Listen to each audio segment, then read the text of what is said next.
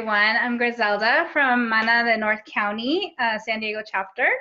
I am here with Tayde Aburto. Thank you for joining us today.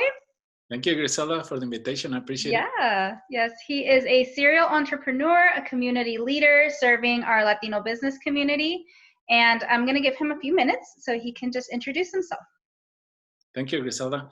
Well, so I'm Tayde Aburto. I'm originally from Morelia, Michoacan, Mexico. I moved to San Diego in 2006, and in 2008, it's when we started the Hispanic Chamber of E-Commerce.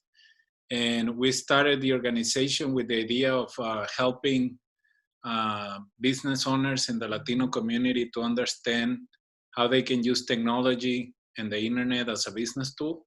So it's been 12 years that we've been carrying this torch. And, Griselda, right now I'm having mixed feelings because we're getting calls from some of our members that are really struggling and they don't know what's going to happen post COVID-19. But we also are getting the calls from those that have that digital presence and they have the capability of promoting their products and services online, and they are busy and they are having like really good sales right now. So that motivates me to keep doing what we've been doing for the last 12 years. Yeah, no, that's wonderful. In my business, Beck Consulting Group, we're seeing some of the similar things. You either have the people who, had to completely shut down, or they're a complete loss and their business kind of took a standstill, or those who are, doing more than they ever were, busier than they ever were, and are having a hard time actually keeping up. And then you've got those in the middle who are trying to struggle and figure it out and keep their head above water. So we're going to get into that in just a little bit so that we can help our members that are entrepreneurs and business owners and leaders of companies out there. But I wanted to talk to you a little bit about, I've seen that you've been helping a lot of people and speaking a lot on some of the help and the resources that are out there and available for our small business community. So I was hoping that you could elaborate on that. Is there still time to apply for some of that help? What's available, what's not available? I feel like every day there's communication that's coming out and it's a little bit confusing and overwhelming for our community. So I was hoping you could shed some light and maybe just a few highlights on where they should go, like the shortcuts, the Cliff Notes version. Yeah, exactly. No, you're right. You know what? Like everything happens so quickly that even the government itself was caught on guard with this situation. So we need to be aware of that situation, and because some of our members were frustrated, with the process and with everything that was going on. But I think like the first round of loans that were provided, of course, they went to the business owners that were prepared to submit their applications in order. One of the issues that I saw with a lot of people that were contacting us is that they didn't have their financials in order. So I recommend them to talk to their CPA or their bookkeepers, because I think from what I saw that the application process for the PPP or the disaster loans, they were very straightforward. I don't think they were like complicated, but of course that they were asking for financial information. Like we know that the IRS extended the tax reports this year to July, so a lot of the small businesses didn't have the 2019 reports ready, and most of them they needed to provide it, especially for the Paycheck Protection Plan, the PPP. It was needed. That they were getting like 2.5 months of payroll under that loan. So I think that, I know because there was another grant approved by Congress last week. So there is money. You can still apply, but you have to understand that you have to have your documentation in order. It's not just like free money for all. It's money for those that need the money and you need to prove the government that you need them. And the best way to do it, even if you don't have like a payroll company that is helping you, to process your payments and stuff, ask your CPA or your bookkeeper to provide you with an Excel spreadsheet that it outlines the employees that you have and how much you're paying them, etc. And that's going to be more than enough. Don't you think that just because you don't have a payroll company processing your payments that you're not going to qualify? You qualify, but you must submit that information in order and provide everything that the different entities need to approve your loan. And by different entities, I mean like the SBA got the money and they are distributing it to banks and online payment portals like PayPal and Cabbage and all those.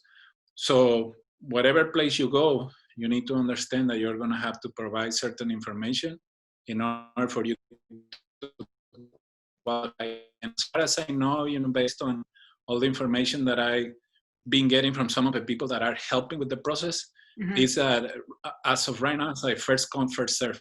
So they are not prioritizing on, only large businesses are getting the money. It is not true. It's like they got millions of applications, and the system is just going like that.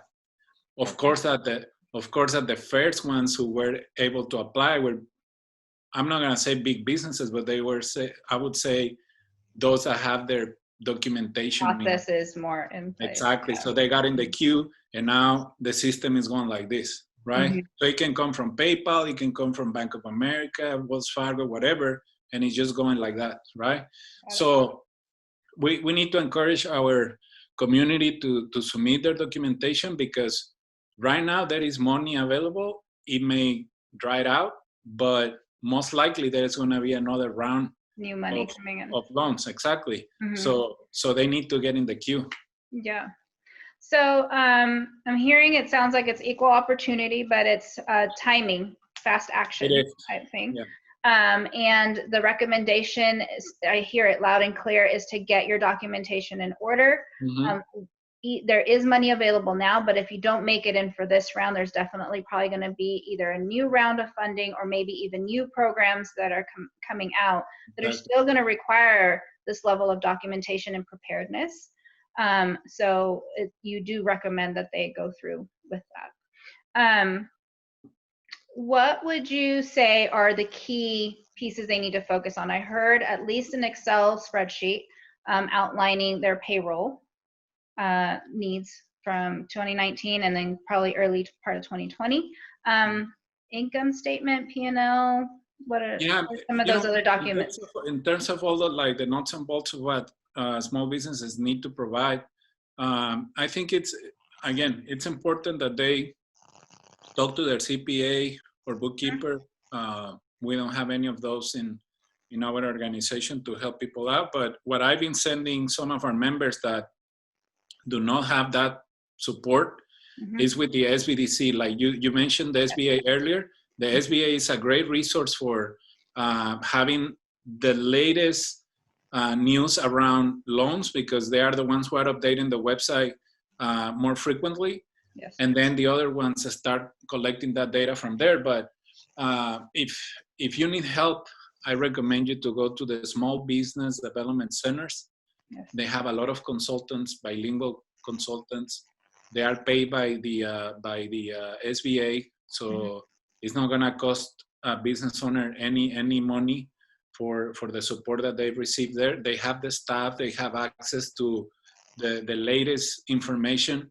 So if you are in need of that type of support, make sure that you stop by one of the small business development centers that are in San Diego. I believe there are 3 or 2 at least, yes. One in the south, one in the north, and make sure you reach out to them and get the access to the information that you need. So when you submit your documentation, everything is in order, because you don't want to do it again, because then there can be a conflict with application numbers, and that's just going to affect the process. So instead of rushing through the application, get the advice, get everything in order, and then submit it and wait. patiently wait. Yeah, I'm 100% on that page. I think this even applies to nonprofit sector. So if you're a smaller nonprofit, to make sure that you have your documentation in order. A lot of nonprofits that I've been talking to and have been working with on the consulting side of my business, we've been focusing more on that pivot strategy to move more towards grant funding and finding different ways, reinventing their fundraising programs. Versus some of the traditional live events that they've been able to do. So just a quick recap for our members. Make sure that you are prepared. Make sure that you get that application in as soon as possible because it is a numbers game and a fast action game. So you want to make sure that you get your number assigned so that you're in order for review when this round of funding gets reviewed and or the next rounds of funding. And also you're going to need the exact same package of preparedness when you go to apply for different programs, because I'm sure there's going to be different kinds of relief programs that pop up after these waves, initial waves. That is correct. Tayde, thank you so much for breaking that down for us. That was very helpful. And also, I heard loud and clear that you're recommending that they get, if they don't already have a bookkeeper and a CPA in their corner, that they reach out to one. And if they don't have one, make sure that you are at very minimum on the email list for the SBA, the Small Business Association. That is the latest and greatest. They're sending out emails almost daily with all of the information that you need out there and all of the additional resources that are coming out. And as funds are still available, they're also letting that be known to the community. And for us that are in North County, we do have a small business development center, the SBDC, that is located in Oceanside. They are taking appointments and they are doing free consultations with any experts. They have marketing experts, finance experts, accounting experts that can help you through this process and help you pivot with your business strategies for free of cost. And they are located here in Oceanside, and they're doing virtual consults. Griselda, I think it's extremely important that we put a lot of emphasis on the accounting part of the equation. Yeah. Even after this COVID-19 and this crisis passes, we must have our financials in order because that's the only way that we can have access to capital in the near future. I mean, right now it's just to try to stay open. But if you think about it, like if you have your financials in order, you will have the opportunity to start having access to loans. You know, maybe you start at 50,000, then 100,000, then 200,000. So you're going to have easier access to money if you have all your financials in order. Exactly. It's also a good business strategy, right? Because it helps you make your vision planning, your annual vision planning, and your 5-year, 10-year plan when you know where your money's going to come from. And then it helps you build your marketing strategy for the year. It helps you navigate business decisions throughout the year if you've got a really strong budget process and budget to actual comparison. I can't emphasize and agree with him enough that good accounting practices and a sound financial business is a smart business that thrives. So being able to leverage that capital for growth as you expand and offer new products and hit new markets is really key. Mm-hmm.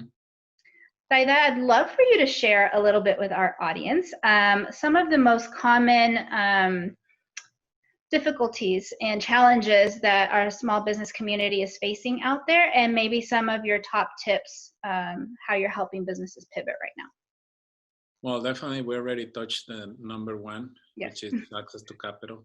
Mm-hmm. Then second one, and this has been before COVID and it's going to keep being one of the top priorities for small businesses is marketing. So having a strategy that it allows you to promote your products and services in front of your ideal client is key for your business. So it is important that you have at least the top 3 most profitable clients in your list, and based on that you start crafting or developing your marketing strategy so you can utilize your resources to the best of your ability. And right now, what we've been doing, again, it's like it has been like day and night in our situation, because yeah, you know, like a lot of the businesses that reach out to us that I knew before COVID, how much potential they had to start selling their products and services online. And Yeah. I told them, I remember this guy I talked to like 3 weeks ago. He's probably the one that I've been pushing the most for the last 3 years. It's not like last year. For the last 3 years, I was like, Hector, you have a great product. You should be selling them online. Look how many people are searching for your stuff online. You should do it, blah, blah, blah. Let me give you an example of what happened with him, Griselda. He needed $2,000 in March to pay, you know, some of his most immediate expenses. Yeah. And he depends 100% on catering.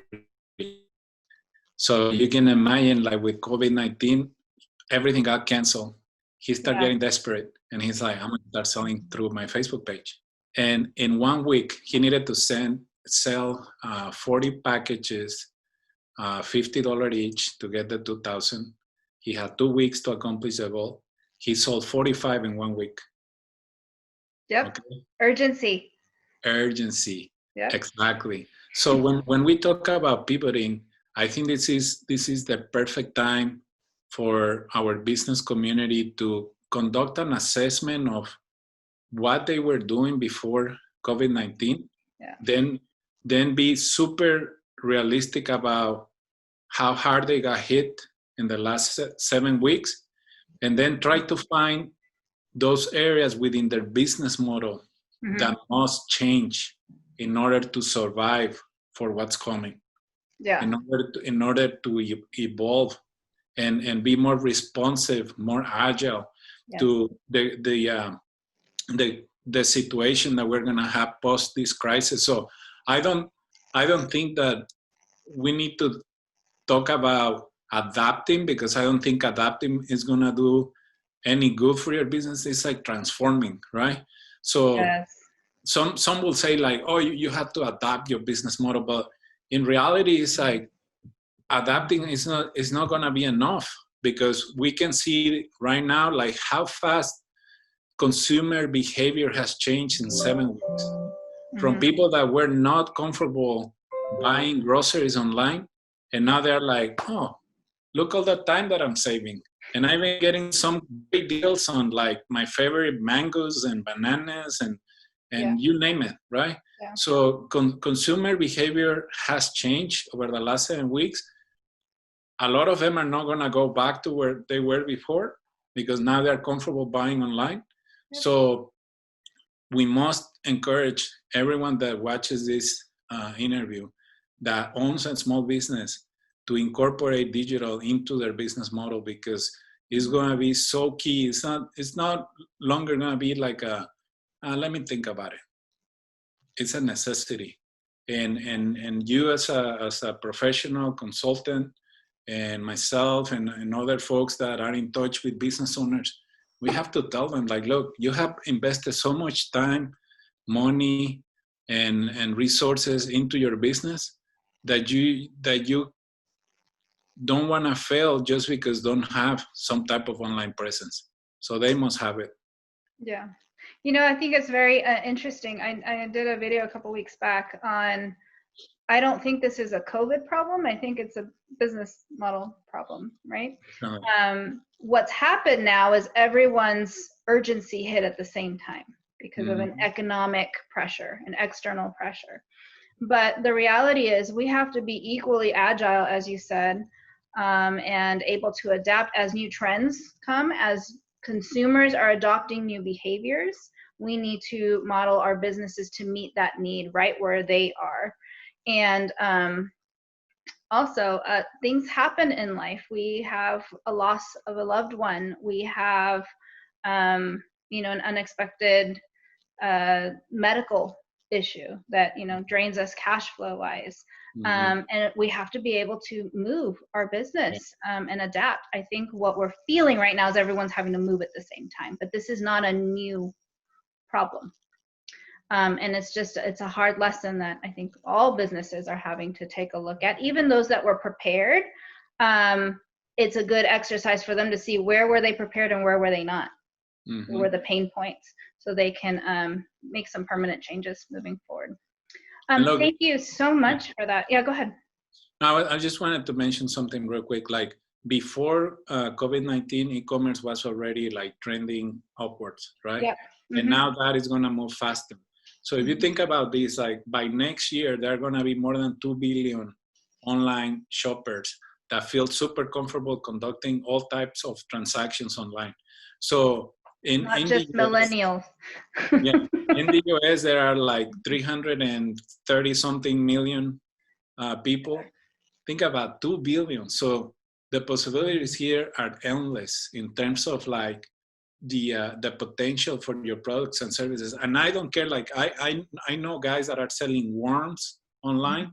Okay, you can sell anything that you can think of online. You just have to have an online strategy for it. Yeah. So on that note, Tayde, can you share with us a little bit about what you do in your business? Well, I'm with the Hispanic Chamber of E-commerce. So we are a business association. Like I said earlier, we focus on helping small businesses to understand how they can use the internet as a business tool. We do have a digital platform that we coded. So, you know, directly we can provide access to new markets through our own marketplace.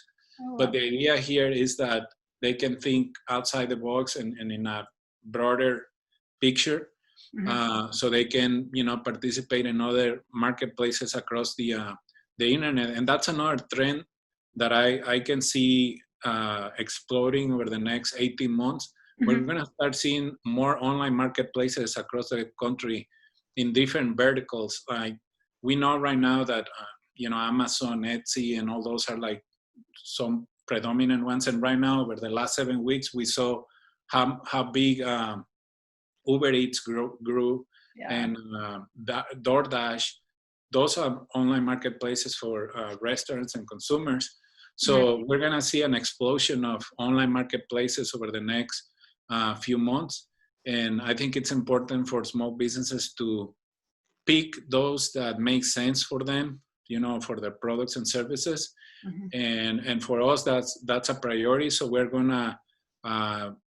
already in the process of fine tuning our platform. We're launching it on June 1st with new features and new stuff that we believe they are going to add value to our current offering.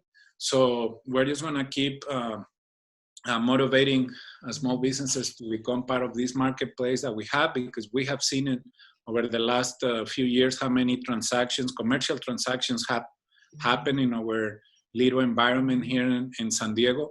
Now we're going to launch a marketplace with a national visibility. So I know that the transactions are going to get bigger and better there.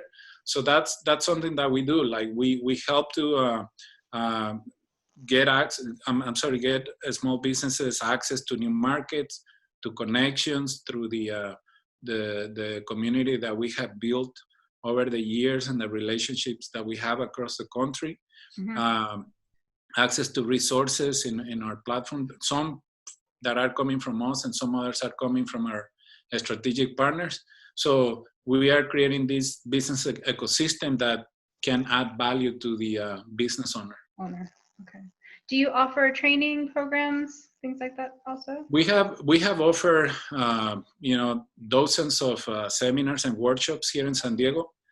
But now that I know that Latinos are going to be paying more attention to webinars and online trainings, definitely that's one of the priorities. We're going to be partnering with educational institutions and with other nonprofits that a lot of them, they already have content that is available, very valuable content. And all we're going to do is just like integrate it into the platform or help promote what they're doing, because the thing here is we're not trying to reinvent the wheel. We just want to collaborate with those organizations that add value to what we're doing, and that we know that what they have and what they're putting together in terms of like training and workshops and stuff are going to add value to the mission that we are carrying, which is like, you know, we need to get businesses online, but at the same time, we want them to understand like the nuts and bolts of a business, like the strategies that they must follow in order to be successful. Because you and I know that if you have a website, that doesn't mean that you're going to start selling thousands of products and services just because you have monetization strategy. Exactly. And I know a lot of business owners that don't have a website, but they have a Instagram profile and they're selling a lot. Yep. Exactly. Right. So it's just a matter of finding that niche for your product and service or services online. Agree. And sometimes you're going to have to learn from experts, and you know, sometimes have a mentor or a coach or something, and we will try to provide as much as we can through our platform. But definitely, I'm a firm believer of personal development, and that's why in our organization, if you have the opportunity to see what we have done the last years, very few. I think I can probably count the number of times with my hands of how many mixers we have. Like I never hosted mixers or as many mixers in the past as our members when it was never to host. attended so many. Yeah, because for me, you know, it's like after a while, I think it's just a waste of time, and I'm you know, like there are a couple of things that I appreciate a lot in my life, and one is my health, and the other one is my time.